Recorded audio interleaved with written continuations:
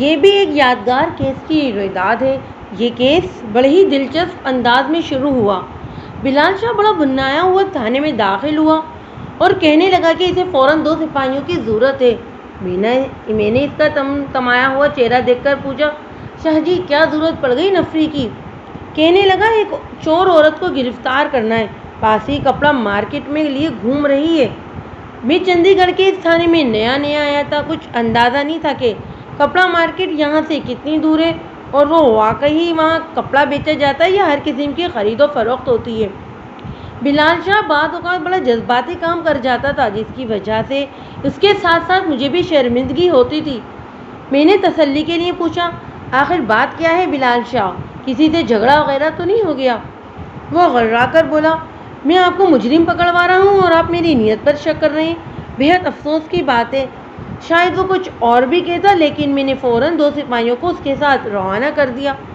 وہ اندر ہی اندر کھولتا ہوا اور دندناتا ہوا سپاہیوں کے ساتھ باہر نکل گیا۔ تقریباً 15 منٹ بعد دونوں سپاہی ایک عورت کو لیے اندر داخل ہوئے۔ یہ ایک فرما نظام عورت تھی۔ بلال شاہ اس کے آگے یوں چل رہا تھا جیسے عورت کوئی خطرناک قاتلہ ہو اور بلال شاہ ڈی ایس پی ہو جو اسے رنگے ہاتھوں پکڑ کر یہاں لایا ہو۔ بلال شاہ کے ساتھ ایک 12-14 سالہ لڑکا بھی تھا، اس کی پیشانی سے خون رس رہا تھا۔ میرے قریب پہنچ کر بلال شاہ نے کھنجانے والی نظروں سے عورت کو دیکھا اور بولا، خان صاحب یہ ہے وہ عورت، اس نے دکان سے یہ کپڑا چرایا ہے۔ دکان کا مالک لڑکا آپ کے سامنے کھڑا ہے، بھگت سنگھ نام ہے اس کا۔ میں نے بھگت سنگھ کو نظر انداز کرتے ہوئے غور سے عورت کو دیکھا۔ درمیانے قد کی خاصی صحت مند عورت تھی۔ بلال شاہ پرواہ اندام ہونے کے باوجود اس کے سامنے دبلا نظر آ رہا تھا۔ عورت کی عمر 45 سے اوپر رہی ہوگی۔ بے حد بوسیدہ کرتے میں وہ اپنا بے حد صحت مند جسم شان بے نیازی سے لیے کھڑی تھی۔ میں نے بلال شاہ سے پوچھا، کیا چرایا ہے اس نے؟ بلال شاہ نے خود جواب دینے کی بجائے لڑکے کو اشارہ کیا اور بولا، تھانے دار صاحب کپڑا مارکیٹ میں ہماری دکان ہے، آج کل ہم رعایتی قیمت پر مال بیچ رہے ہیں۔ دکان سے باہر 2 تخت بچھا کر وہاں کٹ پیس بھی رکھے ہوئے ہیں۔ آج صبح سے بھیڑ لگی ہوئی تھی۔ میں نے دیکھا اس عورت نے ایک ریشمی ٹوٹا لپیٹ کر اپنی چادر میں چھپا لیا۔ میں نے چادر ہٹانے کی کوشش کی تو یہ مجھے دھکے دینے لگی۔ میں گر گیا اور تخت پوچھ کا کونا لگنے سے میرا سر پھٹ گیا۔ یہ دھکے دینے کے علاوہ مجھے گالیاں بھی دے رہی تھی۔ بعد میں یہ سب کو اپنی چادر کھول کھول کر دکھانے لگی کہ کہاں ہے کپڑا۔ میرا خیال ہے اس نے کپڑا اپنی کسی ساتھی عورت کو دے کر وہاں سے رفو چکر کر دیا ہوگا۔ میرے پتا جی کہتے ہیں کہ ایسی عورتیں اکیلی نہیں نکلتی، ان کے ساتھ دوسری عورتیں بھی ہوتی ہیں۔ میں نے عورت سے پوچھا، کیوں مائی یہ لڑکا سچ کہہ رہا ہے؟ عورت نے پھٹی پرانی چادر کے پلو سے اپنی پسینہ پسینہ گردن پہنچی اور بڑے ہی تحمل سے بولی، تھانے دار جی ہر غریب عورت چور نہیں ہوتی۔ یہ دیکھو، یہ میرے پاس پورے 4 روپے تھے، میں سودا لینے آئی تھی، دغا کرنے نہیں آئی تھی، اور میں نے کسی کو بھی دھکا نہیں دیا۔ یہ لڑکا مجھ سے ہاتھا پائی کر رہا تھا، اپنے ہی زور میں لکڑی کے چوکے پر جا گرا۔ آپ وہاں جا کر پوچھ سکتے ہیں۔ بلال شاہ گررایا، وہاں جا کر کیا پوچھنا ہے؟ سب کچھ میری آنکھوں کے سامنے ہوا ہے، میں نے خود دیکھا ہے تمہیں گنڈا گردی کرتے ہوئے۔ تیری تو شکل ہی بتاتی ہے کہ تو ایک نمبر فٹے کٹن ہے تو۔ عورت نے کہا، دیکھ لو صاحب، یہ موٹا پھر میری زبان کھلوائے گا۔ سچ کہتے ہیں اس کی جگہ مجھے تھانے آنا چاہیے تھا۔ اسے کیا حق پہنچتا تھا میری چادر کھینچنے کا اور بال پکڑنے کا؟ یہ ہوتا کون ہے میری تلاشی لینے والا؟ تلاشی لینی ہے تو جا کر اپنی ماں بہن کی لے، میں ہاتھ نہ توڑ دوں گی ایسے مستنڈے کے۔ بذات کہیں کا کہتا ہے کہ میں پولیس کا بندہ ہوں، دور فٹے منہ ایسے پولیس والے کا۔ بلال شاہ چیخا، خان صاحب یہ پھر بھونک رہی ہے، پھر گالی بک رہی ہے۔ عورت مزید بھڑک کر بولی، تو گالی کا کہہ رہا ہے؟ میرے بس میں ہو تو تجھے جوتے مار مار کر تیرا سر پوپلا کر دوں۔ تو سمجھتا کیا ہے اپنے آپ کو؟ عورت کی دیدہ دلیری حیران کن تھی۔ میرے سامنے گالیاں کھا کر بلال شاہ کا رنگ اڑ گیا۔ اس نے ایک نظر میری طرف دیکھا، پھر غصے سے کانپنے لگا، میں تیری زبان کھینچ لوں گا۔ اس نے بھی جواب میں اس عورت کو گالی بکی تھی، تیری چمڑی ادھیڑ دوں گا میں، بچ ہوگی تیری ماں اور اس کے ہوتے سوتے۔ تو مجھے ہاتھ تو لگا، میں تیرے اگلے پچھلوں کی ٹانگیں نہ توڑوا دوں تو نام بدل دینا میرا۔ بلال شاہ غصے سے عورت پر جھپٹا۔ اسے 2 کانسٹیبلوں نے پکڑ لیا، مگر عورت کو پکڑنے کی ضرورت نہ میں نے سمجھی اور نہ کسی اور نے۔ پتہ ہی نہیں چلا کب اس نے ٹانگ اڑا کر چپل ہاتھ میں لی اور پٹاخ سے بلال شاہ کی پیشانی پر دے ماری۔ اتنی موٹی عورت سے اتنی پھرتی کی توقع کسی کو نہیں تھی۔ چپل کھا کر بلال شاہ کا پارا تو 7ویں آسمان کو چھو گیا۔ اس نے دونوں کانسٹیبلوں کے درمیان سے جگہ بنا کر ٹانگ چلائی، مگر یہ وار اس کا رائگا گیا۔ عورت دوسری چپل اتارنے کی کوشش میں تھی جب میں نے جھپٹ کر اسے تھام لیا۔ عورت کا ہاتھ تو میں نے روک لیا، مگر اس کی زبان میری گرفت میں آنے والی نہیں تھی۔ اس نے 1 منٹ کے اندر اندر بلال شاہ کو اتنی گالیاں دے ڈالی جو اس نے ساری زندگی میں نہیں سنی ہوں گی۔ گالیوں کی رفتار اور کوالٹی دونوں کا جواب نہیں تھا۔ دیکھتے ہی دیکھتے اس بپری ہوئی ہتھنی نے بلال شاہ کے رشتہ داروں سے ایسے ایسے رشتے جوڑے کہ بس کچھ نہ پوچھیے۔ جواباً بلال بھی اس کو گالیاں دے رہا تھا، مگر پتہ نہیں کیوں اس کی آواز باریک ہو گئی تھی اور لگتا تھا کہ کہیں دور سے آ رہی ہے۔ گالیوں میں بھی کوئی خاص دم نہیں تھا۔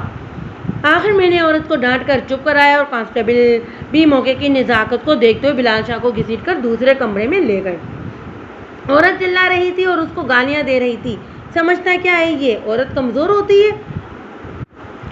دوسرے کمرے میں سے بلال شاہ بھی اس پر چلا رہا تھا، ساری عمر تجھ سے چکی نہ پسروائی نا، تو میرا نام بھی بلال شاہ نہیں، تو کیا تیری اگلی نسلیں بھی اب جیل کے اندر پیدا ہوں گی؟ عورت نے جانی انداز میں اپنے سر کے اوپر ہاتھ مارا۔ بالی نام ہے میرا، اگر اپنے باپ کا ہے تو شام تک مجھے تھانے میں رکھ کے دکھا دے۔ ہے اپنے باپ کا؟ بلال شاہ گرایا۔ ہاں ہوں میں اپنے باپ کا، میں دیکھوں گا اب تیری جان کیسے چھوٹتی ہے یہاں سے۔ کافی دیر عورت اور بلال شاہ گرفتار مقابلے بازی ہوئی۔ عورت کی ظاہری حالت تو فقیروں جیسی تھی، مگر وہ بولتی بڑے دھڑلے کے ساتھ تھی۔ گالی گلوچ کے مقابلے میں اس نے بلال شاہ کو صاف ناک آؤٹ کر دیا تھا۔ ایسا کرتے ہوئے اس نے میری پرواہ بھی نہیں کی تھی اور نہ اس بات کی کہ وہ تھانے میں تھی اور اس کا متقابل یہ دعوے کر رہا ہے کہ وہ پولیس کا آدمی ہے۔ وہ مجھے بڑی چھپی رستم قسم کی عورت لگی۔ شاید کسی بڑے آدمی سے اس کی واقفیت تھی یا کوئی اور سہارا تھا جس کے بلبوتے پر وہ یوں کھڑک دھڑک کر بلال شاہ سے متھا لگا رہی تھی۔ میں نے اسے ڈانٹتے ہوئے کہا، دیکھو مائی، یہ تھانہ ہے، تمہارے گھر کا صحن نہیں، ذرا زبان سنبھال کر بات کرو، ہمارے پاس ہر بندے کی بیماری کا علاج ہوتا ہے، سمجھ میں آئی میری بات؟ وہ میری طرف توجہ ہی نہیں دے رہی تھی، اس کا دھیان مسلسل بلال شاہ کی طرف تھا۔ دوسرے کمرے سے بلال شاہ کی جو بیٹھک بھی سنائی دیتی تھی وہ اس کا جواب بڑے نپے تلے انداز میں دے رہی تھی۔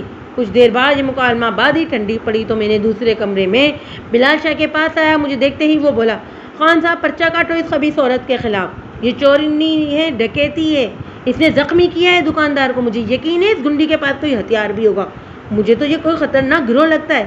تمہارا مطلب ہے ڈاکو عورتوں کا گروہ؟ میں نے مسکرا کر کہا۔ بالکل، بلال شاہ نے بے پناہ سنجیدگی سے جواب دیا۔ آپ خود ہی سوچے کوئی شریف عورت ایسے لڑ سکتی ہے؟ ہرگز نہیں۔ آپ یقین کریں بازار میں یہ بدماشوں کی طرح بھڑکے مار لگا رہی تھی، کہنے لگی۔ کچھ کہتے کہتے بلال شاہ چپ ہو گیا۔ کیا کہنے لگی؟ میں نے زور دے کر پوچھا۔ بلال شاہ پھر بات بدل گیا۔ یقیناً بازار والی بات دہرانے سے بلال شاہ کی شان میں فرق آتا ہوگا۔ پہلے ہی وہ میری موجودگی میں اس قسم کی باتیں سن چکا تھا کہ کالے منہ والے سور میں تیرا پیٹ پھاڑ دوں گی یا موٹے میں تیری آنتیں نکال کر گلے میں ڈال دوں گی، وغیرہ وغیرہ۔ میں نے کہا، بلال شاہ اتنا جذباتی ہونا ٹھیک نہیں، الزام وہ لگانا چاہیے جو ثابت کیا جا سکے۔ 2 گز کپڑے کی چوری ڈکیتی قرار دینا کیا مناسب رہے گا؟ وہ چیخ کر بولا، اگر اس 2 ٹکے کی عورت نے میرے سر میں جو راکھ ڈالی کیا وہ مناسب ہے؟ میں نے کہا، اس میں راکھ ڈالنے والی کوئی بات نہیں، اس کی جوتی اگر تمہارے ماتھے پر لگ گئی ہے تو تم نے بھی اس کے بال نوچے، گالیاں اس نے دی تو تم نے بھی عورت جان کر اسے معاف نہیں کیا۔ رہی چوری والی بات تو اس کا ہم پرچہ کاٹ لیتے ہیں، جرم ثابت ہو گیا تو سزا سے نہیں بچ سکے گی۔ بلال بولا، کچھ بھی ہے خان صاحب، اس عورت کو آج تھانے سے باہر نہیں جانا چاہیے، کوئی بھی پیچھے آ جائے آپ کی ضمانت نہیں لیں گے، یہ وعدہ کریں آپ مجھ سے۔ میں نے کہا، بلال پیارے، تم سیانے پیانے آدمی ہو، عورت کو رات تھانے میں نہیں رکھا جا سکتا، یہ قانون کے خلاف ہے۔ بلال شاہ نے برا سا منہ بنایا۔ چھوڑے جی، میں نے بڑی دیکھی ہے اس جیسی بھوکی ننگی عورتیں تھانوں میں، 2 مہینے کوئی پوچھنے نہیں آتا۔ بلال شاہ آگے سے اس عورت کے متعلق انتہائی نامناسب بات کہتا ہے۔ میں نے بلال شاہ کو گھور کر دیکھا۔ مجھے تمہاری یہ بات اچھی نہیں لگی، کوئی کنویں میں گرے گا تو تم بھی گر جاؤ گے، اور دوسری بات یہ بلال پیارے کہ ہر خستہ حال بھوکا ننگا نہیں سمجھنا چاہیے، لوگ اوپر سے کچھ اور اندر سے کچھ ہوتے ہیں۔ مجھے تو یہ عورت بھی کسی بلا سے کم نہیں لگتی، دیکھا نہیں کیسے پیٹ پیٹ کر دعوے کر رہی تھی، اور ویسے بھی بات کو خواہ بڑھانا نہیں چاہیے. میں تم دونوں میں راضی نامہ کرا دیتا ہوں. راضی نامے کا سن کر بلال شاہ یوں بھدکا جیسے میں نے اس کے دم پر پاؤں رکھ دیا. وہ فوراً اپنی جگہ سے کھڑا ہو گیا. یہ اچھی بات ہے خان صاحب, ماں بہن کی گالیاں کھا کر میں راضی ہو جاؤں؟ نہیں جی نہیں, میں تو اس عورت کو معاف نہیں کروں گا. پھر کیا کرو گے تم؟ میں نے کیا کرنا ہے, اسے حوالات میں بند کرے, کل اس کا ریمانڈ لیں اور زنانہ پولیس کے حوالے کریں اسے. میں نے کہا کیا اس سے کم میں تسلی نہیں ہو سکتی تمہاری؟ ہرگز نہیں. اگر وہ تم سے معذرت کرے, میرا مطلب ہے معافی مانگ لے. ہرگز نہیں. اگر آپ کچھ نہیں کر سکتے تو میں ہیڈ آفس جاؤں گا, ایس پی صاحب سے کہوں گا. آخر میں 10 برس سے مخبر ہوں پولیس کا. کیا میری بے عزتی پولیس کی بے عزتی نہیں ہے؟ اتنے میں تھانے سے باہر گاڑی رکنے کی آواز آئی. میں نے کھڑکی سے جھانکا. ایک جیپ میں سے ایک دراز کا خوشباش آدمی نکل رہا تھا. میں نے اپنے کمرے میں پہنچ کر دراز کا شخص کو خوش آمدید کہا. وہ بولا, میرا نام راجندر دوشی ہے, میں ایک مقامی فرم میں سیل مینیجر ہوں. وہاں سن کر ساتھ والے کمرے سے فربا اندام عورت بھی آ گئی. دراز کا شخص کو دیکھ کر عورت کے چہرے سے شناسائی کے آثار نظر آئے. میں سمجھ گیا کہ یہ شخص عورت کو چھڑانے آیا ہے. تھوڑی سی حیرت بھی ہوئی کہ یہ خوش لباس شخص اس عورت کا واقف کار کیسے ہے. میں نے کہا, اچھا تو آپ اس عورت کے لیے آئے؟ جی ہاں, اس نے اعتماد سے کہا, لیکن فی الحال میں اسے نہیں چھوڑ سکتا. اس پر چوری کا الزام ہے اور مجھے شبہ ہے کہ یہ مزید وارداتوں کا اعتراف بھی کرے گی. راجندر دوشی بولا, میں اس عورت کی طرف سے آپ کو ہر قسم کی ضمانت دے سکتا ہوں. میں نے دوشی کو تیز نظروں سے دیکھا. کیا میں پوچھ سکتا ہوں ملازمہ سے آپ کا کیا تعلق ہے؟ وہ بولا, میرا کوئی تعلق نہیں ہے, لیکن ان کا ہے جنہوں نے مجھے بھیجا ہے. کس نے بھیجا ہے؟ کیا میں ایک ٹیلی فون کر سکتا ہوں؟ اس نے میرا سوال نظر انداز کرتے ہوئے کہا. میں نے سیٹ اس کی طرف بڑھا دیا. اس نے ایک نمبر ڈائل کیا اور اپنا نام بتانے کے بعد ریسیور میری طرف بڑھا دیا. ہیلو, میں نے ماؤتھ پیس میں کہا. دوسری طرف صوفے کی جانب ایک اہم شخصیت بول رہی تھی. یہ صوبائی اسمبلی کا وزیر تھا. نام آپ پربھوت کمار تصور کر لیں. پربھوت کمار نے اپنا تعارف کرانے کے بعد مجھے حکم دیا کہ زیر حراست عورت کو فوراً رہا کر دوں. میں نے قانونی پوزیشن بتانے کی کوشش کی, لیکن دوسری طرف وزیر کو گرجنے برسنے کا دورہ پڑ گیا. میں نے خاموش رہنا بہتر سمجھا. تھوڑی دیر بعد ایس پی صاحب کی بھی کال آ گئی. حکم وہی تھا جو پہلے دیا جا چکا تھا. میں نے رسمی کارروائی کرنے کے بعد فروا اندام عورت کو راجندر دوشی کے ساتھ جانے کی اجازت دے دی. میری رسمی کارروائی کے دوران وہ عورت خاموش بیٹھی یکٹک مجھے دیکھتی رہی تھی, جیسے میری بے چارگی کا لطف اٹھا رہی ہو.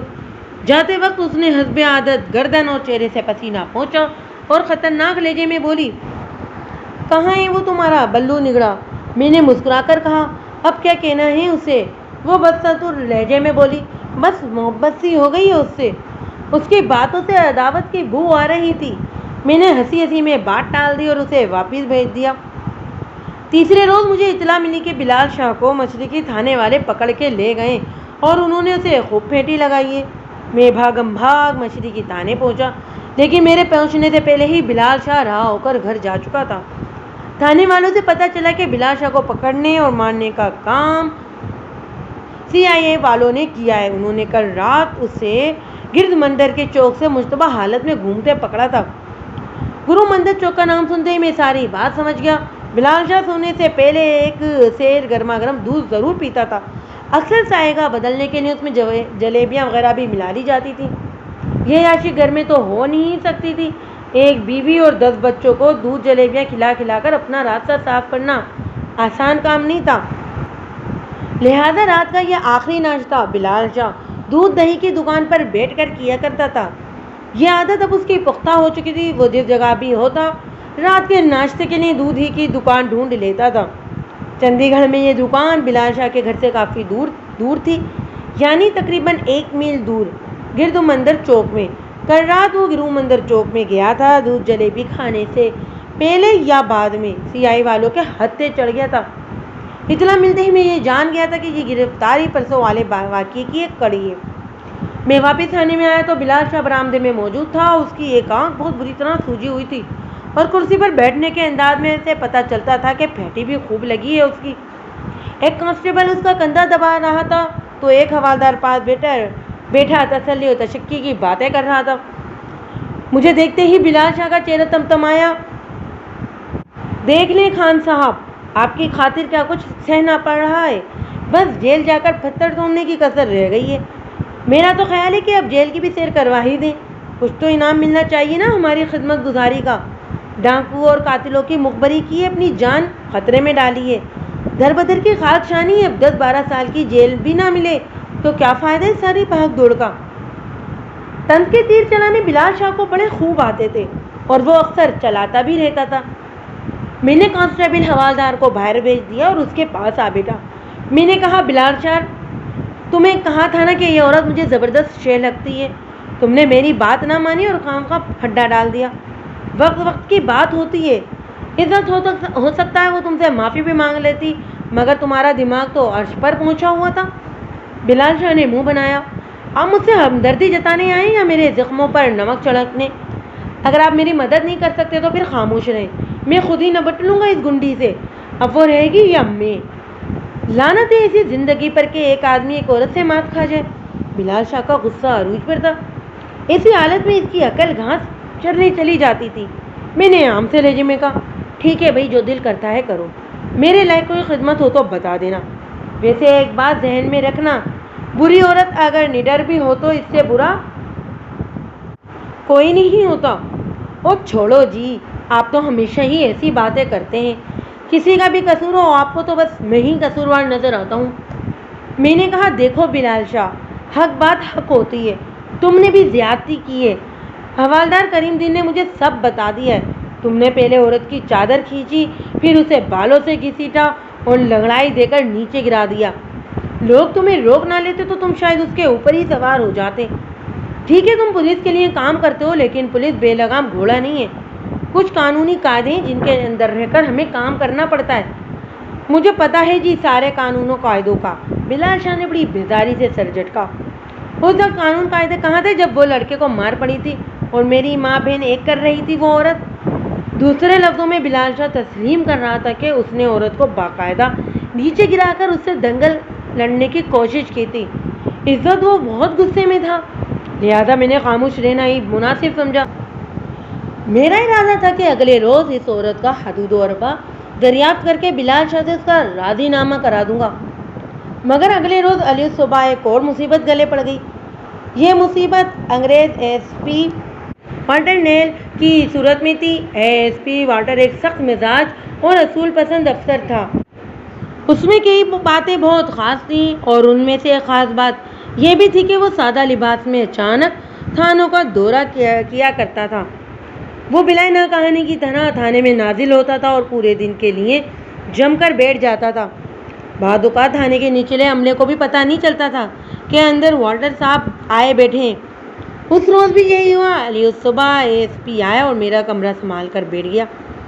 پچھلے مہینے کی مکمل رپورٹ سننے کے بعد اس نے کچھ فائلیں منگوائیں اور ان کا مطالعہ کرنے لگا۔ پورے تھانے کو سانپ سونگھا ہوا تھا۔ عملے کو بیکار تو میں نے پہلے بھی نہیں بیٹھنے دیتا تھا، لیکن آج وہ کچھ زیادہ ہی مصروف نظر آ رہا تھا۔ دوپہر کے وقت اچانک ہی وہ فروا اندام عورت دندناتی ہوئی تھانے میں آ گھسی، اس کے ساتھ 2 سپاہی بھی تھے۔ میں برآمدے میں بیٹھا تھا، مجھے دیکھتے ہی اس عورت کی آنکھوں میں شرارت آمیز چمک نظر آئی۔ وہ آج بھی بوسیدہ لباس میں تھی اور بال فقیرنیوں کی طرح بکھرے ہوئے تھے۔ آتے کے ساتھ ہی بے تکلفی سے کرسی گھسیٹ کر بیٹھ گئی۔ وہ تمہارا مخبر کہاں ہے؟ اس نے نہایت ہی سنجیدگی سے کہا۔ اس کا اشارہ صاف طور پر بلال شاہ کی طرف تھا۔ کیوں؟ اب کیا کہنا ہے اسے؟ میں نے بھی پوری سنجیدگی سے سوال کیا۔ وہ خطرناک انداز میں مسکرائی۔ تو میں اس سے کیا؟ یہ عاشق معشوق کا معاملہ ہے۔ میں نے کہا، میرا خیال ہے کافی محبت ہو گئی ہے اس سے، اب یہ خیال بند نہ کیا جائے۔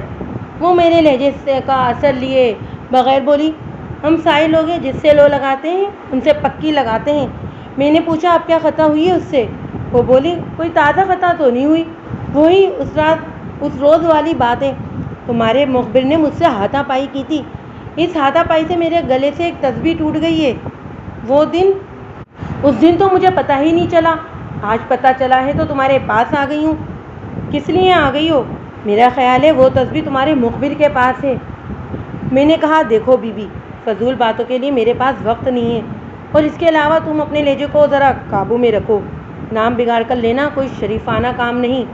وہ میرے غصے کو بالکل انداز کر کے بولی، وہ کوئی معمولی تصویر نہیں تھی، اس میں امام اور دونوں محراب سونے کے تھے، 200 سے کم قیمت نہیں تھی اس کی، کسی نے نظر کی تھی مجھے۔ میں نے حیران ہو کر پوچھا، تمہارے پاس تسبیح کا کیا کام؟ کیا اس پر گالیوں کا ورد کرتی ہو؟ وہ درویشیانہ انداز میں بولی، فقیرنی کی زبان نہ کھلواؤ تو اچھا ہے، بند مٹھی لاکھ کی اور کھلی تو خاک کی۔ تم بس مجھے اپنے مخبر کا پتہ بتاؤ، میں نے اسے ساتھ لے کے جانا ہے۔ شوموئی قسمت اتنے میں بلال شاہ بھی لنگڑاتا ہوا ایک کمرے سے برآمد ہو گیا۔ بلال کو دیکھتے ہی عورت کی آنکھوں میں عداوت کی چمک نمودار ہوئی، دوسری طرف بلال شاہ کا رنگ بھی زرد ہو گیا۔ میرا کہنا صحیح ثابت ہو رہا تھا، یہ خستہ حال عورت بلا بن کر بلال شاہ کو چومٹ گئی تھی۔ میں نے بلال شاہ کو قریب بلایا اور اس سے تسبیح یعنی مالا کے بارے میں پوچھا۔ بلال شاہ نے صاف انکار کر دیا۔ عورت لاپرواہی سے بولی، تھانے دار جی، تم کیا تفتیش کرنے بیٹھ گئے ہو؟ تم بس بندہ دو، پوچھنے والے خود ہی پوچھ لیں گے۔ عورت کا اشارہ CIA اسٹاف کی طرف تھا۔ بلال شاہ کے ماتھے پر پسینہ چمکنے لگا۔ میں نے کہا، اگر بندہ نہ بھیجا تو؟ وہ بولی، کیسے نہیں بھیجو گے؟ میں تو لے کے جاؤں گی۔ تم کون ہو؟ میں نے پوچھا۔ وہ بولی، میں وہی ہوں جسے پرسوں تم نے ہاتھ باندھ کر چھوڑا تھا۔ اگر اب بھی پہچان نہیں ہوئی تو میں کرا دیتی ہوں، تم جیسے بڑے تھانے داروں کو میرا نام یاد ہو چکا ہے۔ نہ جانے اس عورت کا واسطہ کیسے پولیس والوں سے پڑتا رہا تھا۔ میرا دل چاہا کہ میں بھی اسے اپنی پہچان کرا ہی دوں، لیکن مسئلہ یہ تھا کہ ASP اندر بیٹھا ہوا تھا، اس کی موجودگی میں تھانے کے اندر کوئی ہنگامہ ہوتا تو ٹھیک نہیں ہوتا۔ میں نے دھیمے لہجے میں کہا، میں اس وقت مصروف ہوں، تم تھوڑی دیر بعد آنا، پھر اس بارے میں بات کرتے ہیں۔ تھوڑی دیر بعد آؤں تاکہ تم اپنے مخبر کو یہاں سے چلتا کر دو؟ وہ بلال شاہ کے منہ پر اسے مچھندر کہہ رہی تھی اور بلال شاہ خوف اور غصے سے تھر تھر کانپ رہا تھا۔ اس کا بس نہیں چل رہا تھا کہ وہ اس عورت کا باریک قیمہ بنا دیتا۔ میں نے کہا، میری بات کا بھروسہ رکھو، یہ بندہ کہیں نہیں جائے گا۔ وہ بے خوفی سے بولی، میں کالے چورن کی زبان پر بھروسہ کر سکتی ہوں پر تھانے دار کی زبان پر نہیں۔ میں نے غصے کا ایک نہایت کڑوا گھونٹ بھرا اور آواز کا دھیما پن برقرار رکھتے ہوئے کہا، تو ٹھیک ہے، یہیں بیٹھی رہو، میں فارغ ہو جاؤں تو اس کے بارے میں فیصلہ کر لیتے ہیں۔ دونوں سپاہی اس کی شہ پر تھے۔ ایک مونچھ برادر بولا، فیصلہ کیا کرنا ہے جناب، آپ اس بندے کو بھیجنے والی بات کریں، اوپر سے بڑا سخت آرڈر آیا ہوا ہے۔ میں نے پتہ نہیں کس طرح خود پر جبر کر رکھا تھا۔ عورت نے دو ٹوک لہجے میں کہا، ایک بات کروں تھانے دار جی، بندے کو بھیجنا ہے یا نہیں؟ یہ رویہ میرے لیے ناقابل برداشت تھا۔ میرے دور تھانے میں دنگے فساد سے بچنے کے لیے میں نے یہ سب کچھ برداشت کیا اور آنکھوں میں آنکھیں ڈال کر بلال شاہ کو تسلی دے کر کہا، ٹھیک ہے بلال، تم ان کے ساتھ چلے جاؤ۔ اس کے ساتھ ہی میں بھی اٹھ کر اندر آ گیا۔ ASP بستور فائلیں دیکھ رہا تھا۔ یہ فائلیں تھی کہ ختم ہونے تک میں یہاں سے نہیں اٹھ سکتا تھا، کیونکہ مجھے گھائے بغائے مختلف سوالوں کا جواب بھی دینا ہوتا تھا۔ جو ہی ASP نے آخری فائل بند کی، میں نے ایک ضروری کام کا بہانہ بنا کر اس سے 2 گھنٹے کی رخصت مانگی اور احاطے سے اپنی موٹر سائیکل نکال کر CIA کی اسٹاف روانہ ہو گیا۔ مجھے یقین تھا کہ ابھی بلال شاہ سے پوچھ گچھ شروع نہیں ہوئی ہوگی۔ بڑی سڑک پر آتے ہی میں نے موٹر سائیکل کی رفتار 40 تک پہنچا دی۔ میرے دماغ میں انگارے سے دہک رہے تھے، یہ عورت میرے اندازوں سے زیادہ خبیث ثابت ہو رہی تھی، بس اس کی اینٹ کا جواب پتھر سے دینا ضروری ہو گیا تھا۔ اپنے آپ میں کھولتا ہوا جب میں جنرل پوسٹ آفس کے قریب پہنچا تو اچانک میری نظر بلال شاہ پر پڑی۔ وہ ایک ٹانگے میں بیٹھا واپس آ رہا تھا۔ میں نے آواز دے کر اسے روکا اور موٹر سائیکل کو اس کے پاس لیے پہنچ گیا۔ میں نے پوچھا، تم کب آئے؟ کہاں سے؟ اس نے پوچھا۔ CIA سے۔ ہاں تو وہ مجھے لے کے ہی نہیں گئے؟ تو کہاں لے کر گئے تھے؟ گرو مندر چوک میں، پہلے گنے کا رس پلایا، پھر کھیر کھلائی، پھر کرایہ دے کر واپس بھیج دیا۔ اس نے عورت کو گالی بک کر کہا، بس تجھے یہ بتانے کے لیے لائی ہوں کہ جب چاہوں تجھے اپنے ساتھ لے کر جا سکتی ہوں۔ میں نے بلال شاہ کو موٹر سائیکل پر بٹھایا اور واپس تھانے آ گیا۔ راستے پر بلال شاہ خاموش رہا۔ میں نے بھی کوئی بات نہیں کی۔ بلال شاہ کی خاموشی میرے دل پر اثر کر رہی تھی۔ میں نے دل ہی دل میں فیصلہ کر لیا کہ اس منظور عورت کو مناسب سبق سکھانا ہے۔ اپنے ایک ہوشیار ASI انور باجوہ کو میں نے ذمہ داری سونپی کہ وہ اس آپت کے پرکالہ کا کھوج لگائے اور پتہ کرے کہ وہ کس باغ کی مولی ہے۔ انور باجوہ ایسے کاموں میں خاصا ماہر سمجھا جاتا تھا۔ شکل و صورت سے بالکل پولیس والا نہیں لگتا تھا، آواز بھی بڑی مسکین سی پائی جاتی تھی، لیکن دماغ افلاطون کا تھا۔ اس نے ٹھیک 3 روز بعد مجھے عورت کے بارے میں رپورٹ دے دی۔ یہ رپورٹ ہر لحاظ سے مکمل تھی۔ خلاصہ کچھ اس طرح تھا، عورت کا اصل نام فصیحت بی بی تھا۔ وہ چندی گڑھ کی ایک متوسط آبادی میں رہتی تھی۔ گلی محلے میں اسے عام طور پر باجی جان کہا جاتا تھا۔ ایسا نہیں تھا کہ اسے یہ نام عزت کی وجہ سے دیا گیا تھا، بس نام ہی پڑ گیا تھا اس کا۔ یہ 2 سال کے بچے بھی اسے باجی جان ہی کہتے تھے۔ فصیحت یا باجی جان کو چندی گڑھ میں آئے 3 مہینے ہی ہوئے تھے، لیکن اس دوران وہ خاصی مشہور ہو گئی تھی۔ لیکن اس کے ساتھ غزیلی بھی بہت تھی، گالیاں دینے پر آتی تو رکنے کا نام نہیں لیتی تھی۔ کچھ لوگ اسے بہت اچھا سمجھتے تھے تو کچھ لوگ اسے بہت برا۔ کسی کو معلوم نہیں تھا کہ باجی جان کہاں سے آئی ہے، اس کا آگا پیچھا کیا ہے، وہ کن حالات میں یہاں پہنچی ہے۔ سب سے پہلے اسے ایک مقامی پیر بخشی جان کے مزار پر دیکھا گیا تھا۔ وہاں سے ٹیلر ماسٹر علی احمد کے گھر پہنچ گئی تھی۔ علی احمد باجی جان کو بڑی بہن کا درجہ دیتا تھا اور اس کی جوان سال لڑکی فرحت اسے خالہ کہتی تھی۔ اب وہ علی احمد کے مکان میں گھر کے فرد کی طرح رہ رہی تھی۔ علی احمد کی بیوی چند ماہ پہلے ہیضے کا شکار ہو چکی تھی اور وہ خود بھی کچھ علیل رہتا تھا۔ میں نے احتیاطی باجوہ سے پوچھا کہ فصیحت نام کی اس عورت کے تعلقات اوپر کے لوگوں سے کیسے ہیں۔ باجوہ نے جواب دیا، چندی گڑھ میں تو کوئی افسر میرے علم میں نہیں آیا جو اس عورت کو خاص طور پر جانتا ہو، نہ ہی وہ کسی کے آس پاس آتی جاتی دکھائی دیتی ہے۔ عام لوگوں سے واسطہ ہے اس کا۔ میں نے کہا، پھر اس کے لیے جمنا انڈسٹری کا مینیجر کیوں بھاگا آیا تھا اور صوبائی وزیر کو کیا ضرورت تھی سفارش کرنے کی؟ باجوہ بولا، ہو سکتا ہے وہ جہاں سے آئی ہے وہاں اس کے تعلقات ہوں۔ وہ جھاڑ پھونک کرتی ہے اور کمزور عقیدے کے لوگ تو ہر جگہ موجود ہوتے ہیں۔ میں نے کہا، کچھ تو کھوج ملا ہوگا نا کہ اس کا تعلق کس علاقے سے؟ باجوہ نے کہا، بس اتنا سا اشارہ ملا ہے کہ وہ کسی پہاڑی علاقے کی رہنے والی ہے، کیونکہ سب سے پہلے اسے بخشی جان کے مزار پر دیکھا گیا تھا۔ وہ ایسے لباس میں تھی جو پہاڑی علاقوں میں پہنا جاتا ہے۔ یہ بات مجھے مزار کے خادم نے بتائی تھی۔ اس کا کہنا ہے ہو سکتا ہے عورت کا تعلق یا چمپا وغیرہ سے ہو۔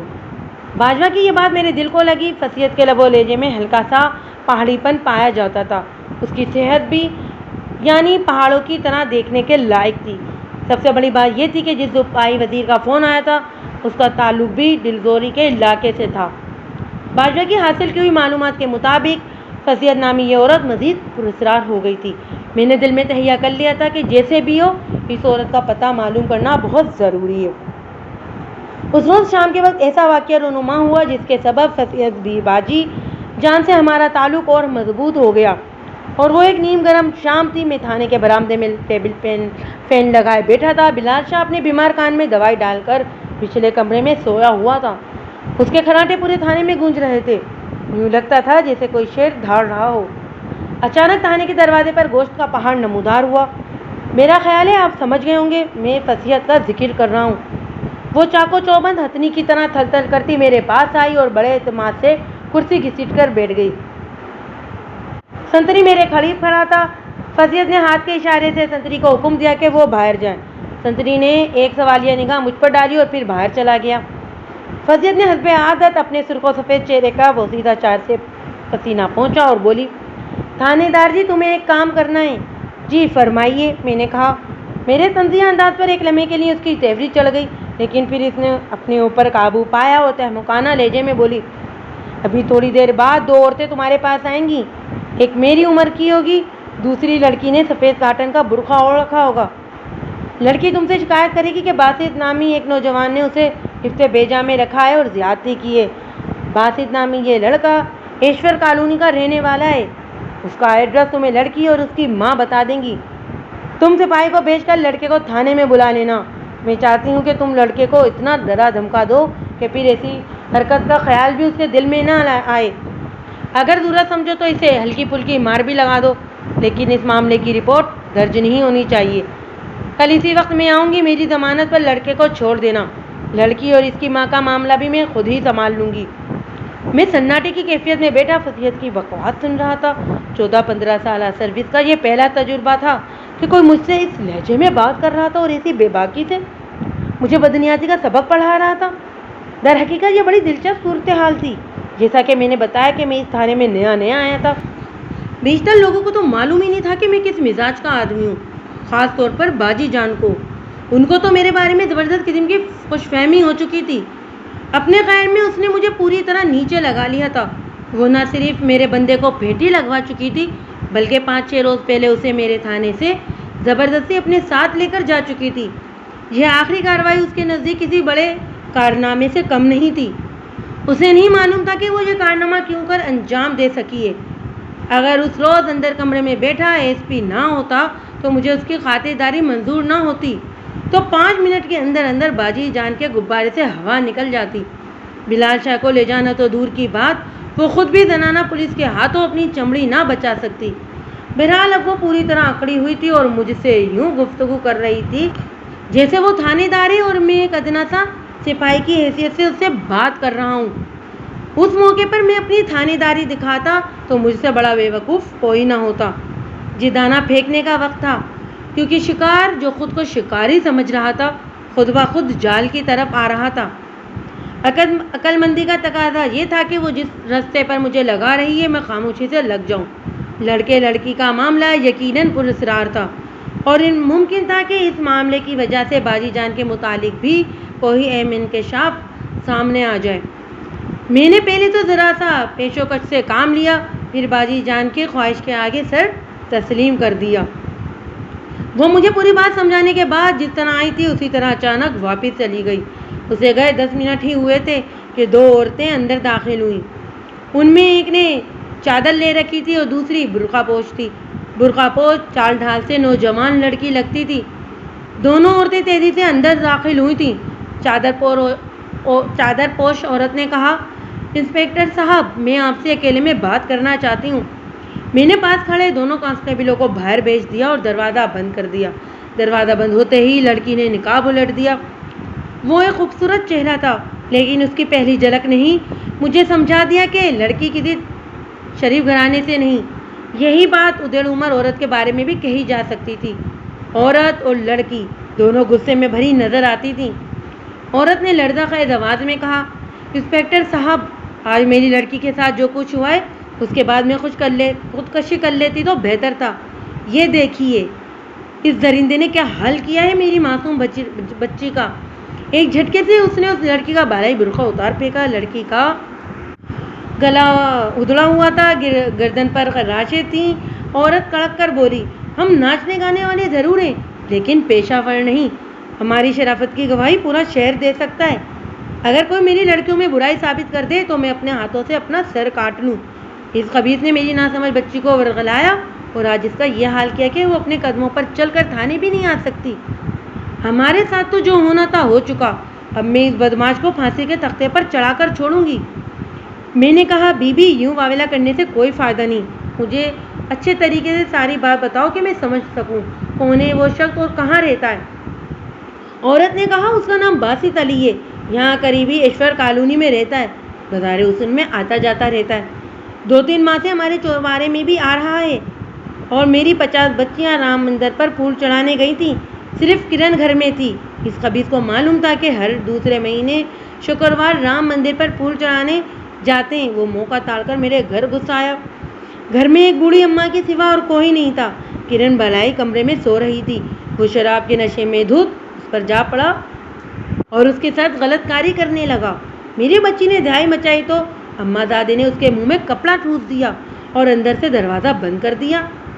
اس کمینے انسان سے جو بھی ہو سکا وہ اس نے کیا ہے، اب مجھ سے جو بھی ہوگا وہ میں کروں گی۔ خدا نخواستہ میرے سامنے کوئی شریف عورت بیٹھی ہوتی تو میں اس موقع پر بالکل بھی خاموش رہتا، بلکہ شاید آنکھ بھی نہ اٹھا سکتا، لیکن مجھے معلوم تھا کہ یہ کس کماش کی عورتیں ہیں اور ان کی باتوں میں کتنا ہیر پھیر ہو سکتا ہے۔ میں نے وقوع کی اصل حقیقت جاننے کے لیے کہا، بی بی کیا میں تمہاری بات سے یہ مطلب لوں کہ باسط نامی شخص نے تمہاری بیٹی پر مجرمانہ حملہ کیا ہے؟ وہ غصے سے بولی، مجرمانہ حملہ اور کیا ہوتا ہے؟ آپ مہربانی کر کے رپورٹ لکھیں، ہمیں اور ذلیل مت کریں۔ میں نے کہا، بی بی اگر سائل بن کر تھانے آ گئی ہو تو اب ذرا حوصلہ پیدا کرو۔ عدالت میں ہر بات کھل کر پہنچی جاتی ہے، وہاں تمہیں بتانا ہوگا کہ تمہاری بیٹی پر درازی ہوئی ہے یا مجرمانہ حملہ ہوا ہے، اور یہی بات مجھے رپورٹ میں بھی لکھنا پڑے گی۔ وہ غرا کر بولی، تم دیکھ نہیں رہے میری بچی کی کیا حالت ہو رہی ہے؟ کیا آپ کچھ اور پوچھنا باقی ہے؟ میں نے لڑکی سے کہا، بی بی تم بتاؤ حملہ ہوا ہے کہ نہیں، ہاں یا نہ میں جواب دو مجھے، لیکن یاد رہے ابھی تب بھی معائنہ ہوگا اور پولیس سرجن سے کوئی بات چھپی نہیں رہے گی۔ تب بھی معائنے اور سرجن وغیرہ کا سن کر نارمل لڑکی تھوڑا سا بھٹک گئی. اس نے ایک نظر ماں کی طرف دیکھا، پھر بڑے غصے سے بولی، اس نے میرے ساتھ برا سلوک کیا ہے، تھپڑ مارے، ہاتھ میں میرے کپڑے پھاڑے، اٹھا کر پٹکائے. اگر میں شور نہ مچاتی تو پتہ نہیں کیا کر دیتا وہ. میں نے اطمینان کی سانس لی. لڑکی کی باتوں سے پتہ چلتا کہ کچھ ہوا تو ہوا ہے، مگر اسے ریپ نہیں کیا گیا. لڑکی کی ماں، جو شاید لڑکے چلانے والی تھی یا جو بھی تھی، بڑی تیزی سے بولی، انسپکٹر تم بس اس گالی کے خلاف پرچہ کاٹو، میں اسے جیل کی ہوا کھلا کر رہوں گی. میں نے بڑے خوشی وجو کے ساتھ عورت کو صبر کی تلقین کی اور لڑکے کا نام پتہ پوچھ کر 2 کانسٹیبلوں کو اندر بلایا. وہ غالباً دروازے سے لگے یہاں کی گفتگو سن رہے تھے. ان کی چور نظریں بار بار لڑکی کی طرف اٹھ جاتی تھیں. میں نے دونوں کانسٹیبلوں کو ہدایت کی کہ وہ ایک رائفل مین کو ساتھ لے جائیں اور ایشور کالونی کی گلی نمبر فلاں، مکان نمبر فلاں سے بسمی باسط علی ور سراج دین کو پکڑ کر تھانے لے کر آئیں، اور اگر وہ وہاں نہ ملے تو فلاں جگہ اسے تلاش کریں. باسط علی کے دیدار کے لیے مجھے زیادہ دیر انتظار نہیں کرنا پڑا. تقریباً پون گھنٹے بعد ایک کانسٹیبل ایک مدہوش نوجوان کو ٹانگے سے اتار کر تھانے میں لے آئے. نوجوان کالے رنگ، گندمی نقوش اور قد نکلتا ہوا تھا. اس کی داڑھی بڑھی ہوئی تھی اور میلے لباس پر پان کے چھینٹے تھے. جو ہی نوجوان کے لڑکھڑاتے قدم کمرے میں پڑے، ادھیڑ عمر عورت چیل کی طرح اس پر جھپٹی. اگر بر وقت میں مداخلت کر کے اسے روک نہ لیتا تو وہ اپنے ناخنوں سے باسط علی کے چہرے پر 5-6 نشانات تو ضرور بنا دیتی. وہ اسے خطرناک دھمکیوں کے ساتھ ساتھ دنیا جہاں کی گالیاں بھی دے رہی تھی. میں نے بے مشکل اسے قابو کیا اور کانسٹیبل کے ساتھ دوسرے کمرے میں بھیج دیا. میں لڑکے سے تنہائی میں پوچھ گچھ شروع کی. وہ نشے میں دھت تھا، کوئی کام کی بات اس کی زبان سے نہیں نکل رہی تھی. میں نے کچھ نہیں کیا. وہ بار بار بس یہی کہہ رہا تھا، کبھی ہاتھ جوڑ کر، کبھی کسی فری لڑکی کا نام لے کر مجھ سے معافیاں مانگنے لگتا. مجھے معاف کر دے فری، میں نیچ ہوں، ذلیل ہوں، تیرے قابل نہیں ہوں. پتہ نہیں یہ لڑکی کون تھی اور اس لڑکے کا باجی جان سے کیا تعلق تھا. یہ معاملہ ہر گھڑی الجھتا جا رہا تھا. بہرے طور میں نے باجی جان کے احکامات پر عمل کرتے ہوئے باسط علی کو آڑے ہاتھوں لیا، اسے ڈرایا دھمکایا، پھر ہلکی پھلکی مار لگائی اور حالات میں بند کر دیا. وہ عورت اور اس کی بیٹی کرن سے میں نے کہا کہ وہ کل دوپہر تشریف لائیں. اس دوران میں لڑکے سے پوچھ گچھ مکمل کر لوں گا. اگر اس کا قصور ثابت ہو گیا تو وہ سزا سے نہیں بچ سکے گا. ماں بیٹی دونوں بہت برہم تھیں. ان کا بس نہیں چل رہا تھا، ورنہ وہ ابھی باسط کے ہاتھ پاؤں توڑوا دیتی. ان کے نزدیک باسط کا جرم بہت سنگین تھا. ایک تو اس نے 10 درازی کی تھی اور دوسرے منافقت. داناؤں نے ٹھیک کہا ہے، قبائل کے لیے پیسہ ہی سب کچھ ہوتا ہے اور کنگال عاشق کے اس کے در پر کتے سے بدتر سمجھا جاتا ہے. شام تک باسط علی کا نشہ اتر گیا اور وہ ڈھنگ کی باتیں کرنے لگا. میں اسے فری کے بارے میں جاننا چاہتا تھا. صاف ظاہر ہے کہ یہ اس کی محبوبہ کا نام تھا. میں نے بہت کوریدا لیکن باسط نے کچھ نہیں بتایا. وہ بولا، میں اس سے محبت کرتا ہوں.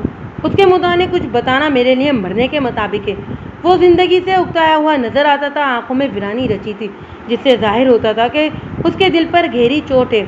میں نے پوچھا، یہ باجی جان تمہاری کیا لگتی ہے؟ بولا، وہ میری محسن ہے. وہ نہ ہوتی تو میں کب کا موت کو گلے لگا چکا ہوتا. اس نے مجھے جینے کا حوصلہ دیا اور امید کی راہ دکھائی ہے. وہ بہت دیر باتیں کرتا رہا جن سے پتہ چلا کہ والدین فوت ہو چکے ہیں. بڑے بھائیوں نے اسے گھر سے نکال دیا ہے. وہ اندرون شہر سلائی کپڑوں کی دکان دیکھتا ہے اور کرائے کے مکان میں رہتا ہے. زندگی کی تلخیاں بھلانے کے لیے وہ شراب پیتا اور کبھی کبھار بازار حسن کی طرف نکل جاتا ہے. باتوں میں اس سے بے تکلفی کا ماحول پیدا کر چکا تھا. میں نے کہا، جس لڑکی کو وہ چاہتا ہے اسے حاصل کرنے میں کیا دشواری ہے؟ وہ ہونٹوں کو کاٹ کر بولا، وہ بے زبان لڑکی ہے، باپ کے سامنے بول نہیں سکتی اور باپ مجھے پسند نہیں کرتا. وہ بیٹی کو کالے چور سے بیاہ دے گا لیکن مجھ سے نہیں بیاہے گا. اگلے روز دوپہر سے پہلے ہی باجی جان لڑکی کو رہا کرانے تھانے آ گئی. حسب معمول اس کا حلیہ فقیرانہ اور انداز شاہانہ تھے. یوں لگتا تھا اپنے ارد گرد کے بندے اسے چیونٹیاں نظر آتے ہیں. آتے کے ساتھ ہی مجھ سے پوچھنے لگی، اسے اچھی طرح ڈرایا دھمکایا ہے نا؟ میں نے کہا، خالی دھمکایا نہیں، لڑتھاڑ بھی دیا ہے. وہ بولی، رپورٹ تو درج نہیں کی. میں نے سعادت مندی سے انکار میں سر ہلایا تو مسکرا کر بولی، فقیروں کو خوش رکھو گے تو خود بھی خوش رہو گے. پھر وہ میرے ساتھ حوالات میں گئی اور لڑکے کو لے کر چل دی. میں نے دبے لہجے میں پوچھا، اور وہ عورت جو آئی تھی اسے کیا جواب دوں؟ وہ بولی، اب نہیں آئے گی، گھبراؤ مت. اور ہاں، پرسوں میں آؤں گی، تم سے ایک ضروری بات کرنی ہے. 2 دن بعد وہ واقعی دھمکی بلال شاہ اس وقت میرے پاس بیٹھا تھا، خوشگوار موڈ میں تھا۔ باجی جان کو دیکھتے ہی اس کا رنگ پھیکا پڑ گیا، غالباً اپنی رسوائی یاد آ گئی تھی۔ جلدی سے کان لپیٹ کر وہ برآمدے میں چلا گیا۔ بلال شاہ کو یوں گھسکتے دیکھ کر باجی جان کی آنکھوں میں شرارتی مسکراہٹ آئی تھی۔ ایک دو جملے بلال شاہ پر کسنے کے بعد وہ اصل موضوع پر آ گئی۔ تھانے دار جی، ایک کام کرنا ہے تم نے، وہ 10-15 روز کے اندر اندر۔ کون سا کام؟ میں نے پوچھا۔ اس لڑکے کو رنگون بھجوانا ہے کسی بھی طرح، اس کا پاسپورٹ بنا ہوا ہے، کرائے کے پیسے بھی ہیں اس کے پاس، بس کسی طرح باقی کا انتظام کر دو۔ یہ کام میں کسی بڑے افسر سے بھی کرا سکتی تھی، لیکن اس کے لیے مجھے چندی گڑھ سے باہر جانا پڑے گا اور وہ فی الحال میں جا نہیں سکتی۔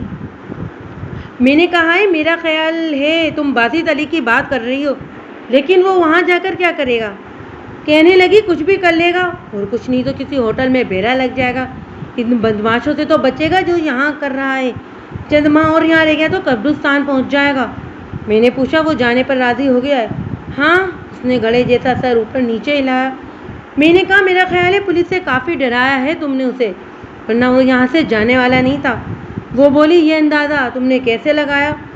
میں نے جواب دیا کوئی بھی عاشق اپنے عشق کو ایسے نازک موڑ پر جا کے ملک نہیں چھوڑتا، وہ ایک لڑکی سے محبت کرتا ہے اور رات دن اس کے لیے آہیں بھرتا ہے۔ باجی جان نے برا سا منہ بنایا، یہ سب بیکار کی باتیں، نوجوانی کا پاگل پن ہے۔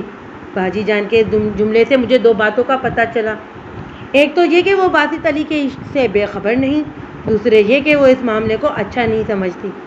فوری طور پر میرے ذہن میں آیا کہیں باجی جان باسط علی کو ملک سے تو نہیں بھگا رہی کہ وہ اس لڑکی سے دور رکھنا چاہتی ہے۔ اس سوال کے ساتھ ہی دوسرا سوال بھی ذہن میں ابھرا کہ وہ لڑکی کون ہو سکتی ہے۔ اس دوسرے سوال کا جواب فوری طور پر تو میرے ذہن میں نہیں آیا، لیکن تھوڑی دیر بعد جب مجھے باجی جان نئی ہدایت دے کر واپس چلی گئی تو میں نے آنکھیں بند کر کے ایک کرسی سے ٹیک لگائی اور ایک جھماکہ سا آنکھوں کے سامنے ہوا۔ ایک نئے خیال نے مجھے جھنجھوڑ کر بٹھا دیا۔ میں نے صاحب باجوہ کو آواز دے کر بلایا، وہ تیزی سے آیا اور سلیوٹ کر کے کھڑا ہو گیا۔ میں نے کہا باجوہ، تم نے بتایا تھا کہ باجی جان ایک ٹیلر ماسٹر کے گھر میں رہ رہی ہے، تم نے ٹیلر ماسٹر کی لڑکی کا نام کیا بتایا تھا؟ باجوہ نے ذہن پر زور دے کر کہا فرحت۔ پھر میرا مسئلہ حل ہو گیا تھا۔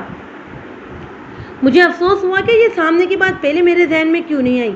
اس کا مطلب تھا باسط علی کی محبوبہ وہ لڑکی فرحت ہے جن کے گھر باجی جان رہائش پذیر ہے، یعنی ٹیلر ماسٹر احمد علی کی بیٹی باسط علی کے دل کا روگ بنی ہوئی تھی، اور یہی احمد علی تھا جسے باسط علی ایک آنکھ نہیں باتا تھا۔ اب سوچنے کی بات تھی کہ اگر باجی جان باسط علی اس کے محبوبہ میں فاصلے پیدا کرنے کی سوچی سمجھی کوشش کر رہی ہے تو کیوں؟ اس سے اس کا کیا مفاد ہو سکتا ہے؟ اس سارے معاملے کو روشنی میں لانے کے لیے فرحت سے ملنا، اس کے ذہن کو ٹٹولنا بہت ضروری تھا۔ میرے ذہن میں بلال شاہ کا نام آیا، وہ ایسے کاموں میں بڑا کائیاں تھا، اور ان دنوں وہ ویسے ہی بارود سے بھرا ہوا تھا۔ باجی جان کے ہاتھوں کی ہوئی بے عزتی جو ہوئی تھی اس کی، میں اسے باجی جان کے خلاف جس طرح چاہے استعمال کر سکتا تھا۔ اگر میں اسے فرحت کے پیچھے لگا دیتا تو وہ چند دنوں میں ضرور اسے بیٹی، بھتیجی یا بھتیج وغیرہ بنا لیتا، اس کے ماضی میں خرگوش کی طرح لمبی سرنگیں لگا دیتا۔ میں ٹیلر ماسٹر کی بیٹی فرحت کے سلسلے میں بلال شاہ کا سوچ ہی رہا تھا کہ صورتحال نے ایک نئی کروٹ لی اور میرا کام بالکل آسان ہو گیا۔ یہ اگلے روز کا واقعہ ہے۔ ساون کی زبردست جھڑی لگی ہوئی تھی۔ میں ایک موقع ملاقات کرنے کے بعد تھانے واپس پہنچا تو رجسٹرار نے ایک اطلاع دی، کہنے لگا کہ 1.5 گھنٹے سے ایک لڑکی کمرے میں بیٹھی آپ کا انتظار کر رہی ہے۔ اکیلی لڑکی کا سن کر میں حیران ہوا۔ رجسٹرار نے یہ بھی بتایا کہ لڑکی کی طبیعت خراب ہے اور وہ 2-3 دن بار پانی بھی مانگ چکی ہے۔ کمرے میں پہنچا تو واقعی ایک لڑکی سکڑی سمپی کرسی پر بیٹھی ہوئی تھی۔ اس نے برقع پہن رکھا تھا اور نقاب گرایا ہوا تھا۔ مجھے دیکھتے ہی وہ انگلیاں مروڑتی ہوئی اپنی جگہ سے کھڑی ہو گئی، پھر بے ڈھنگے پن سے دوبارہ کرسی پر بیٹھ گئی۔ وہ خاصی گھبرائی ہوئی لگتی تھی۔ میں صاف دیکھ رہا تھا کہ وہ سر تاپر لرز رہی ہے۔ یہ لرزہ خنقی سے زیادہ خوف کے سبق تھا۔ ٹوپی اتار کر میں نے چہرے سے بارش کا پانی پہنچا اور لڑکی کے سامنے کرسی سنبھالتے ہوئے بولا، ہاں بی بی کہو کیا بات ہے؟ جی وہ ہکلا کر چپ ہو گئی۔ تھوڑی دیر خود کو سنبھالنے کی کوشش کرتی رہی، پھر سر جھکا کر سسکیوں سے رونے لگی۔ میں نے اسے دلاسا دیا۔ کچھ دیر بعد وہ گنگے لہجے میں بولی، انسپکٹر صاحب آپ یہ رکھ لیں اور خدا کے لیے اسے چھوڑ دیں۔ یہ کہتے ہوئے اس نے زرد رنگ کا ایک پرس برقعے سے نکالا اور کانپتے ہاتھوں سے میز پر رکھ دیا۔ میں نے پرس کھولا، اس میں کرنسی کے نوٹ تھے، تقریباً 1000 روپیہ ہوگا۔ इन दिनों ये एक बहुत बड़ी रकम थी। मैंने परस बंद करके अपने कब्जे में ले लिया। लड़की ने रोती धोती आवाज में कहा, इंस्पेक्टर साहब, इसे रिश्वत ना समझिए, मैं ये पैसे आपको उसकी रिहाई के लिए दे रही हूँ। आप जैसे चाहे इन पैसों को इस्तेमाल करें और उस केस से उसकी जान छुड़वा दें। मैंने कहा, बीवी मुझे भी समझ नहीं आई, तुम किसकी बात कर रही हो? उसने एक बार फिर शिद्दत से उंगलियां मरोड़ी और बोली, बासित अली को आपने जुम्मे को गिरफ्तार किया था ना? मैंने कहा, तुम टेलर मास्टर अहमद अली की बेटी हो? उसने गर्दन हिलाकर हमें सर हिलाया। एक ही लम्हे में पूरी बात समझ में आ गई थी मेरे। ये फर्ज थी और अब तक ये समझ रही थी कि इसका महबूब हवालात में। उसे इस मुसीबत से निकालने के लिए उसने एक दिलेराना कदम उठाया और किसी तरह रकम का इंतजाम करके थाने आ गई थी। बोलचाल से अंदाज़ा होता था कि लड़की पढ़ी लिखी है, लिबास से खाते पीते घराने की लगती थी, मगर एक नौजवान लड़की के लिए तनतनहा इतनी बड़ी रकम का इंतजाम करना समझ में नहीं आता था। मैंने रकम के बारे में लड़की से चंद तेज अंदाज में सवाल पूछे तो वो मजीद घबरा गई। वो बार बार कह रही थी कि ये पैसे मेरे हैं, आप ये सब रख लें और इसे छोड़ दें। वो ऐसा नहीं है, अगर उसने कुछ किया होगा तो ज़रूर वो नशे में होगा। बातों के दौरान ही उसने सीने पर हाथ रख लिया और खींच कर सांस लेने लगी। देखते ही देखते वो लहराई। अगर मैं लपक कर उसे थाम ना लेता तो वो लड़क कर पुख्ता फर्श पर गिर जाती। गोविंदर सिंह, पानी लाओ, मैंने पुकार कर कहा। चंद ही लम्हों में सारा अमला लड़की के गिर्द इकट्ठा हो गया। लड़की के जिस्म को हाथ लगाते ही मुझे अंदाज़ा हो गया कि वो बुखार में बुरी तरह तप रही है। मैंने लड़की का निकाब उल्टा तो सब देखते ही रह गए। 18-19 बरस की वो खूबसूरत लड़की थी। दोहदिया जल्द बुखार की वजह से तमतमाई हुई थी और गुदात होठों पर प्याज के सबब पपड़ियाँ जमी हुई थी। मुझे उसकी शक्ल कुछ जानी पहचानी लगी। ऐसा चेहरा कहीं देखा हुआ था मैंने। मेरे इशारे पर बिलाल शाह करीबी बाजार से डॉक्टर को बुलाने चला गया। हमने लड़की को पानी वगैरह पिलाया, उसकी हथेलियों की मालिश की। थोड़ी देर बाद उसने आंखें खोल दी। इतने में डॉक्टर आ गया। उसने लड़की को चेकअप किया और बताया कि वो शदीद तरीन बुखार में तप रही है। उसे दवा के अलावा मुकम्मल आराम की ज़रूरत है। उसके अलावा दिमाग की दर्द कम करने के लिए बर्फ़ की पट्टियाँ ज़रूरी हैं। मैंने असिस्टेंट सब इंस्पेक्टर बाजवा को बताया कि ये टेलर मास्टर अहमद अली की बेटी है, फ़ौरन इसे घर पहुँचाने का इंतज़ाम करो। लड़की ने मेरी बात सुन ली। कनूदगी में बढ़ाने लगी। नहीं थानेदार साहब, मैं नहीं जाऊँगी, उसको छोड़ दें, वो बेकसूर है। बाजवा ने उसे उठाने की कोशिश की तो वो शिद्दत में नफ़ी में सर हिलाने लगी। मैंने बाजवा को हाथ के इशारे से रोक दिया। बेहतर था कि उस लड़की की हालत को समझने का इंतज़ार कर लिया जाता। वो गैर मर्दों के साथ घर वापस जाती तो गली मोहल्ले में बदनामी हो सकती थी।